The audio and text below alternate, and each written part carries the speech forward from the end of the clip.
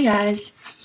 So I've been thinking really hard and deep lately to try to understand what's going on and what the lesson is in the world at the moment. I was watching an interview with Neil deGrasse and what's his name? The Late Show with Stephen. So it's The Late Show.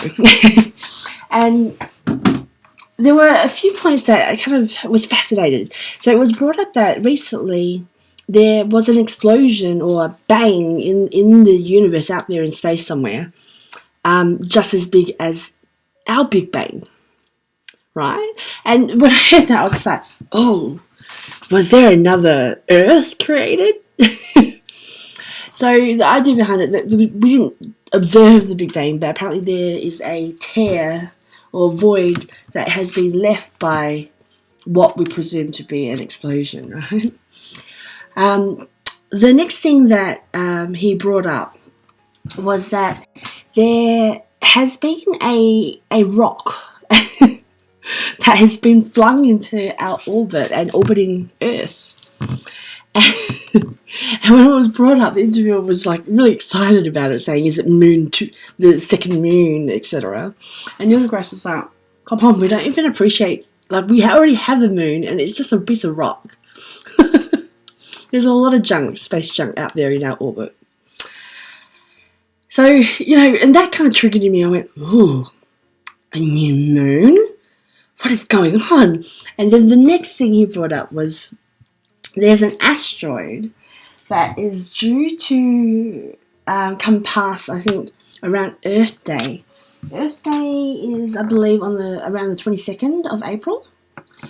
Now, Earth Day was created, and how Neil kind of explains it was back in 1970 was around the time when we were walking on the moon, or the Apollo missions. And it kind of makes sense where, if you can imagine them going out into space like that, and then they turn around and they see this beautiful planet, which is Earth, and that kind of helped us or changed the way we kind of understood or perceived or considered things, because we considered more global Earth, the whole planet. We took that more in consideration when we understood that, and we saw the magnificence of the whole planet, right? So it's a deep appreciation. Earth Day is like a deep appreciation for all of our complete planet, our Earth. So when I look up Earth Day and what it actually means, it says Earth Day is an annual event celebrated around the world on April 22nd to demonstrate support for environmental protection. First celebrated in 1970, it now includes events coordinated globally by Earth Day Network, blah, blah, blah. It doesn't say much, right? Earth Day has been celebrated. The main aim of Earth Day is to raise awareness on the negative impacts our actions as mankind have on the environment and Earth as a whole, and is a day for political action and civic participation. So it's a day completely, with full appreciation of all that is Earth. So on this day, there's this asteroid that's as big as Everest that's going to fly past. It's not coming towards us. It's going to apparently go past. And when you brought that up, I was like, wait, hold on. The asteroid that killed the dinosaurs was as big as Everest. So this asteroid that's flying past apparently around Earth Day is as big as what killed the dinosaurs, right? Come on, there's a lot of events that are happening in space, right? I don't know if I'm just overthinking it and I'm making these illogical connections, but I started thinking, what if? And it's an illogical thought, but my emotions say, what if a dimension was created and this is our second chance? What if everything that's going on right now is the reset? It's the cry for help and, a cry for drastic change. Because, if I'm sure you've all kind of one day kind of looked at Earth and went, or looked at everything in the world and went, what in the world is going on out there? It's madness. Nothing makes sense. You know? Like, why are we so delusional out there? And we don't face the truth, yet we demand the truth, but we can't handle the truth. Right? And it kind of confuses me. And I remember Dolores Cannon. Dolores Cannon is a deep life, past life regression hypnotherapist. So she's passed away, but she was very known for deep past life regression hypnotherapy. Now she's developed it as a way to be able to shut off the conscious mind completely. Now hypnotism, the state of trance that usually people like hypnotherapists use, is somewhat still conscious. So they're kind of somewhat still aware, but it's partial. Whereas what Dolores was doing was she was shutting off the conscious mind completely in order to be able to talk to the unconscious mind. And she wrote The Convoluted Universe because she couldn't ignore that through the thousands and thousands of people that came to see her around the world, that she would be talking to what she perceives as one universal mind through thousands of people. And there was a reoccurring story that's told through people, and she couldn't ignore it anymore. But there's transcripts and everything, so she couldn't ignore the same story that was being told through different people, that she needed to write the book as a message for the world. And she talks about a new earth. I know this sounds really, really extreme and out there, but what her belief is, or what she says and explains, she talks about how the world as we are, the unconscious or the collective universe, is trying to communicate directly with us, and it can't. As we know, there's a disconnect from the unconscious to conscious, right? And what is the message that kind of goes through is, if there's an emotional disturbance that you aren't addressing, usually it comes out in forms of physical pain. And usually where the pain, illness, disease is created, it's trying to point out something specific, and it's very literal. It follows the concept of yin and yang a lot with Taoism. So the idea that there's a duality in everything, which is either yin or yang. Yin being the feminine, yang being the masculine. Masculine is the creative, whereas the receptive is the feminine. It's the one and the other, right? So I've lost my train of thought. It's so random how my mind works and how I talk, because I can't just open my mouth and things kind of fall out.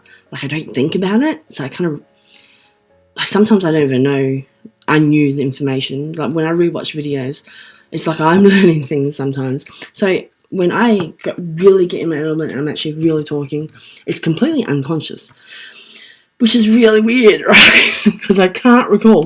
Anywho, so Earth Day, there is a massive, it's very, it's thin ice out there. People are panicking, there's a lot of stress, there's a constant state of fear. There's a lot of negative emotions at the moment out there with handling this pandemic, and, even with the world heading into global recession, people losing jobs, things are really hectic, and there's a lot of things that are brought to our awareness through this, right? It's like being slapped in the face, hey? Because, when I think about it, and I hate to say it, but we needed it. And it's horrible. Like, I kind of hate myself that I said those words, because it's such a horrible thing that's going on. But in a bigger perspective, and let's look at things from a higher perspective, a more spiritual, global perspective, come on. Have you not ever looked at the world that we live in and go, what the fuck? Have you not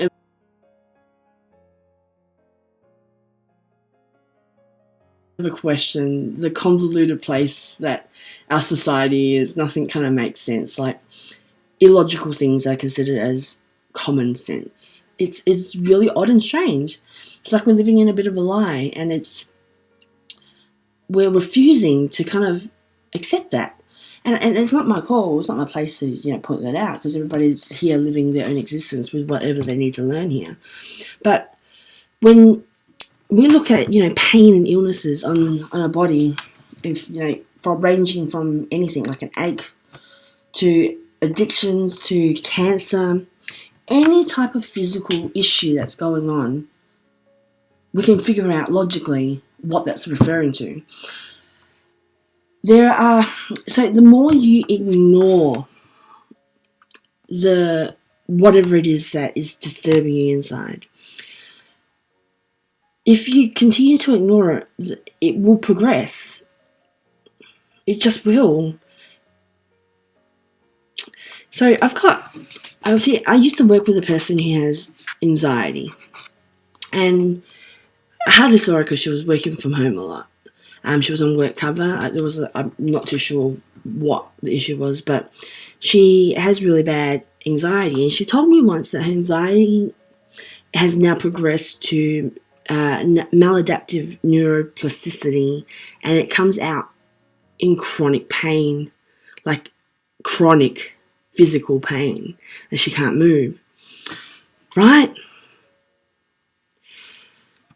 And the truth of the matter is, we are living in a world of anxiety. Everybody's got an underlying level of anxiety out there and fear. It's toxic. Like what it actually does to the body is actually really bad. So if our mind at any stage identifies that there's danger, it will send its message, the down to our adrenal glands, which sit on top of our kidneys. These glands adjust our body to adapt to stress. So it will adapt to survive.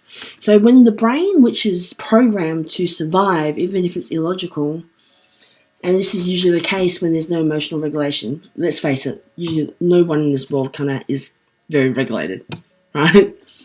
We're a bit of a mess when it comes to our emotions. So if we look at that,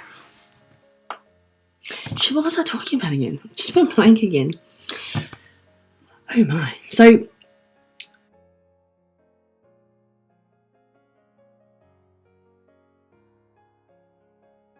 if we ignore the issue, it will just continue, and it will increase, and it will grow. And this is coming from someone who has lost a lot of people to illnesses and cancer. I myself have complex PTSD, so I'm diabetic now, which was pretty much a given since I've lived in a state of toxic stress my whole life, which is a constant state of fear. And the thing is, when we've been living in a constant state of fear, we don't know that we're stressed, because being stressed is normal. But we don't know this because that's what we always have known. So our mind, and when we think about it, we don't think that we're stressed at all. We have no idea of what stress is. We seem fine, and that's the thing. Until we remove ourselves from that situation, then we look back and go, oh shit, I was totally mega stressed.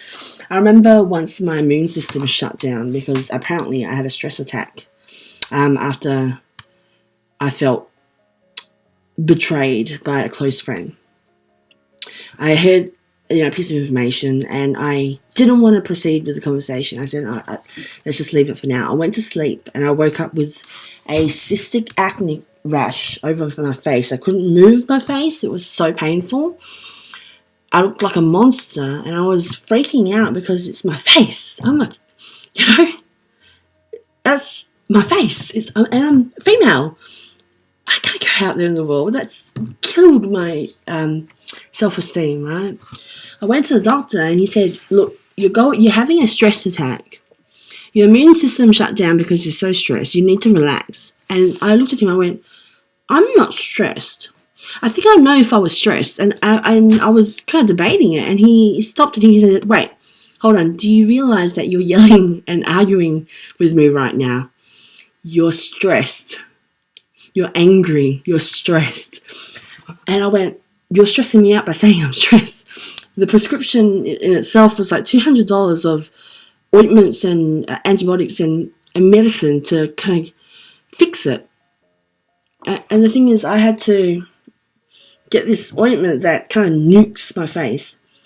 So I had it, because it was all over my face, I had to nuke my whole face and skin pretty much.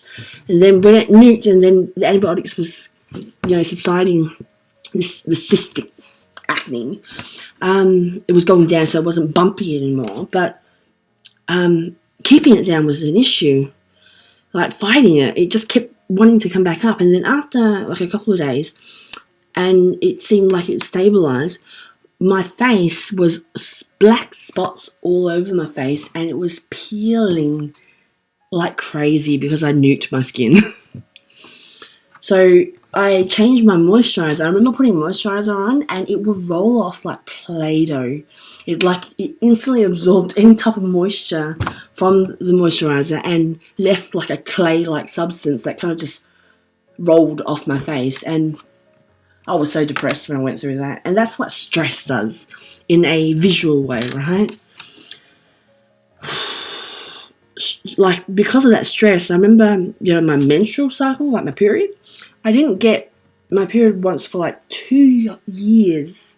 And they tried to regulate my hormones and bring it back to balance. Like, I was on the pill as well to try to keep it consistent. But even that wasn't working. It was insane how much it takes a toll on myself without me realizing it.